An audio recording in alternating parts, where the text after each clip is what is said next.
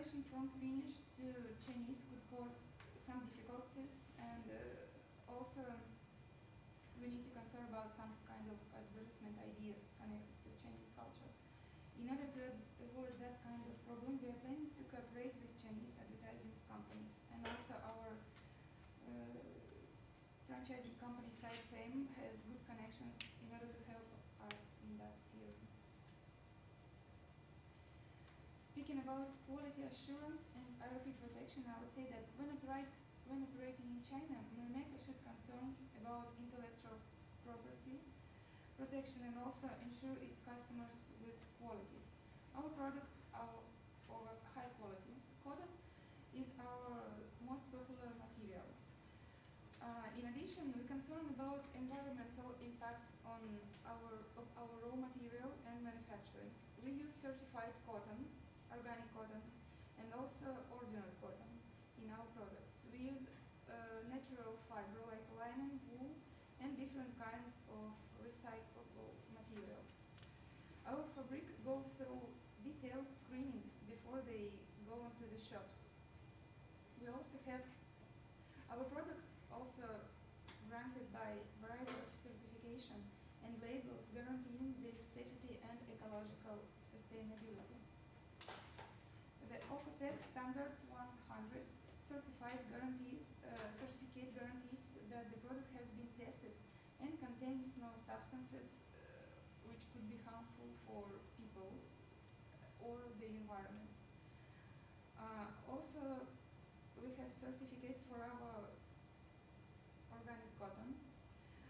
It guarantees ecological sustainability of manufacturing in all stages of production chain from the field to the shop. Organic cotton farming uses no environmentally polluting fertilizers or pesticides. The product safety label CE mark guarantees that the product has been checked for compliance with basic safety requirements, and also reflectors and toys which we sell, also they have that kind of CE mark. So, speaking about intellectual property right protection, it's really a serious problem in China. That is why companies as Mölnlycke need to worry about all the documents and patents which will defend their rights.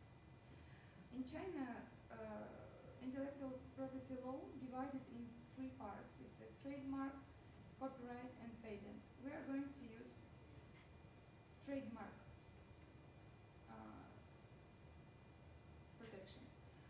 Foreign companies seeking to distribute their products in China, they are advised to register their marks and logos with trademark office. Recent amendments to implementing regulations of the trademark law allow local branches or subsidiaries of foreign companies to register trademark directly without use of Chinese agent. So that's how it works for us. Thank you for your attention. Yeah, I think this is quite thoughtful plan, really.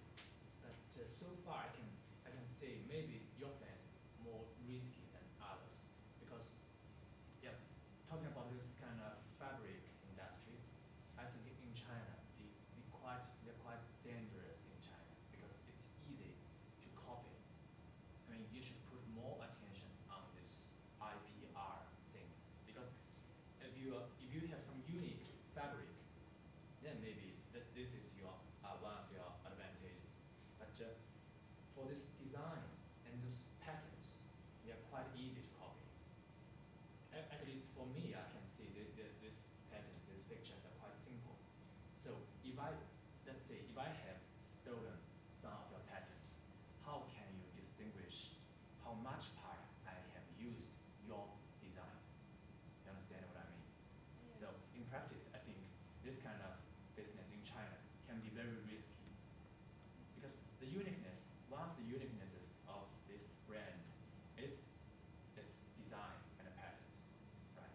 But in China, I can see there are a lot of things. So I think the IPR is quite important part of this thing. But it's very thoughtful of them. That's something I should say to the CEO of Merrymaker, but some other opinions.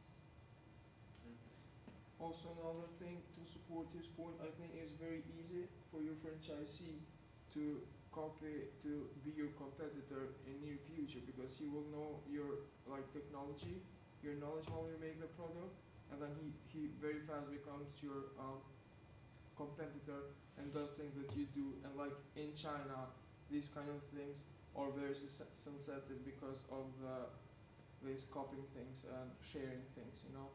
So I guess franchising, I would say for any industry or company, is not the best one in China unless they have a really good plan for protecting their strategies and their structure.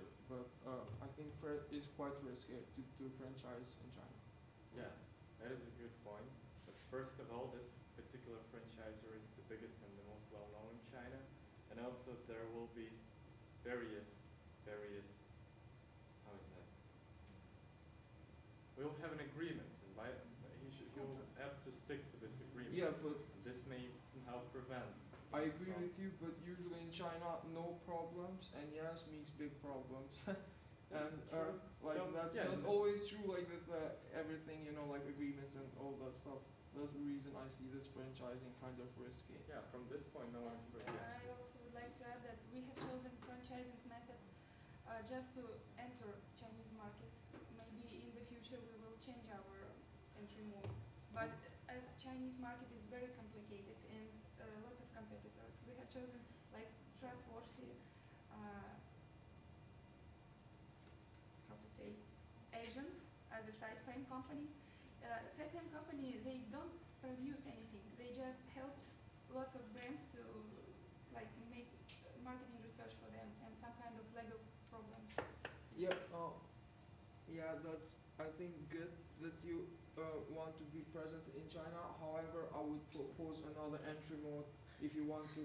Yeah, if you want to just have a presence in China rather than franchising, since with franchising you're really giving a lot of rights to your partner and a lot of knowledge and like technology, because you sign things because you're trying to do what you do in Finland in China in the same way. So that way you don't want to damage your brand. So I would propose a representative office if you want just a presence in China for the beginning. Just my opinion. Yeah, opposing there. If I think you mentioned that this franchise agent has like pretty famous brands. All like they also have chosen this agency. So Yes. I think in this case maybe like yeah, of course we need to be careful, but you know if the company has shown like a good I don't know like trustworthy as you said that they haven't been issues with other companies, then I think you could maybe trust them. And I'm sorry. Go ahead. Several years ago, SideClaim brought Prada brand, Italian brand, to Chinese market. So we hope that. Yeah, I mean, in this case, like if you do a precise research and you see that there have not been any particular problems in past, I think then it is 80% sure that. We investigated that field Yeah. before and have chosen right. I just didn't understand. So basically, this agency also helps you to find where to produce your, or you have your own production. We have our own production and yes. Now in there you should be careful because there someone can steal your Yeah, ideas. The employees themselves, you know. I don't think Yeah. it's so risky to somehow outsource the production facilities, Yeah, that's because true. in that case we're doing Yeah, if you have your own production place, and then yeah. And for about production, we divided our production into different segments in order that one group of employees, they can see the whole process, like step by step. Yeah. They see just one step. That's why it will somehow protect ourselves. But it's just like a method. It's not. It doesn't guarantee anything. It doesn't guarantee, but Just general protection. some producers use that kind of method. I have a positive question. Come on. I've heard about this brand, but I haven't seen them like now. I saw the pictures, and how do you think like European culture and Chinese culture vary a lot? So, do you think a lot of Chinese women around age 30 would like these kind of pictures on their sheets, or maybe you should, Marimekko should think of some else like Chinese culture related pictures to put on? How do you think how Yeah. exactly this would sell? Well, of course, we will somehow adapt to the demands, but in general, this design is absolutely something new for the Chinese market. And the trend is people need to somehow self-express. So this may be found very attractive by Chinese women because they have never seen anything like this before. Moreover, Chinese women likes bright colors, and as you could see on our slides, everything is bright. And Yeah, I mean, but for example, as Kai gave us the KFC case, you know, that they're like with their own Western, and in the same they have the mixture of Chinese, so Yeah. maybe, yeah, that should be taken in consideration. of course, we will Yeah. adapt somehow. Anyways, very nice. Yeah, I think that's. But out of this topic, I'm telling you some of my personal feeling about this brand. Actually, I think this is nice design, and for my culture, it's okay. I will accept that, and I can imagine that the Chinese young ladies they will accept it. They will welcome that brand as well. But the thing is, for me, this kind of design and fabric, a little bit over or more than it worth. I mean, the cost is a little bit more than the quality or the product itself. For me, it's all in simple words, they're quite expensive. Basically, you pay for the brand. Yeah, you paid for the uniqueness. Yeah, that's it. Maybe in Europe it works, but if we go But do you think like China, the brand is like is good enough in China to charge people like more costly than other brands? Like Mango and stuff, they already have a really international brand image, so people know of it. And Marimekko, if you speak to Chinese, like they don't know them. that's So- why we have a strategy. We have to increase awareness, create image, and after that we'll need to implement it. We have to start doing business only after we have done something, and that's why we need an intermediary. So intermediary will deal with all these issues about communication and creating some kind of image, and after that we'll just start doing business itself. Seriously. Moreover, we can prove our high price because we use really natural materials and ecologically and cotton and recyclable, and so it's really unique kind of products. That's why. So you will produce like in China, Yes, we just transfer and the technology. supply will be in China. Supply will come from Where they're supply. most likely from Finland. Really, Or because from Chinese some is European famous countries. for their textile. And also they're famous for their low quality textile. How do they? But everything depends on technology. We bring technology, but we'll use Chinese material. I think you And can most argue about Chinese this is not like for famous for the low Trendy. quality textile. They have For really years. different levels of standards.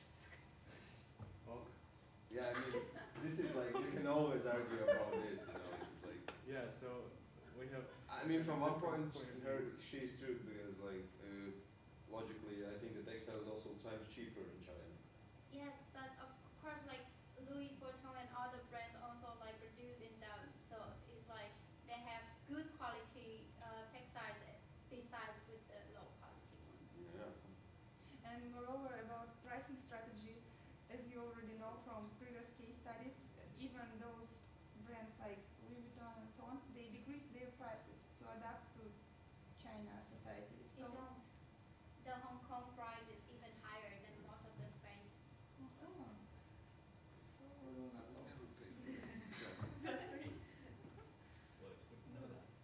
Yeah, the Hong Kong price, some of the very limited edition is even more expensive than even in the French market.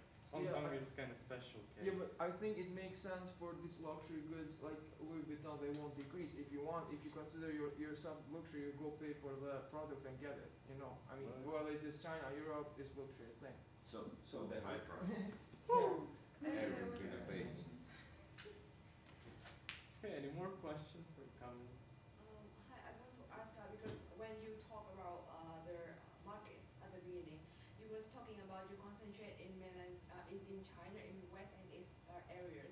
Then when you talking about the communication, you was mainly about Hong Kong and Cantonese. Yes. So do you think that you will only like translate the Finnish website to Cantonese, or you want and also Mandarin? I will explain. First of all, we want to launch our first shop in Hong Kong, and by 2016 we are planning to open 15 shops in the whole China. So first of all, Hong Kong and Cantonese, and then others. Okay, so and you also you said that you want the bring the technology from Finland to China. So you want to start from Hong Kong, or you want to start those technology the producing process in China or in Hong Kong? Because actually in Hong Kong everything is so expensive. It's much more expensive than producing in China. So where would you prefer to start those producing? I think it's still not expensive compared to Finland, because here prices are still higher than in Hong Kong. So yeah, we'll transfer our operations to Hong Kong, and it still will be cheaper than here. Okay, because you have to consider because just put if your the land in China is I think it's easier and cheaper when you want to find a place to produce something. But in Hong Kong is completely different. If you see their picture, everything is building and housing in Hong Kong But is it's different in Hong Kong. China, and it's hard. We have higher input and higher output. So Okay. We just need to compare Yeah, I mean- expenses. If we locate our plant in, for Yeah, example, in sure. mainland, and then just somehow transport products to Hong Kong shops, or just set up our plant in Hong Kong. Yeah, It's because the I'm question of- thinking like because now it's 2013 and you think that 2016 you want to open more in China, and is it deserves to produce starting in Hong Kong then move back to China? No, of course we will have different production plants. So yeah, I think no more questions. We have a lot. We have spent a It's lot of brilliant time. discussion. Thank you. Thank you. Okay. And I hope I will see both this chocolate and this brand available in Chinese market soon. Yeah. Yeah. Brilliant. Thank you. And have a nice weekend. Yeah, you too.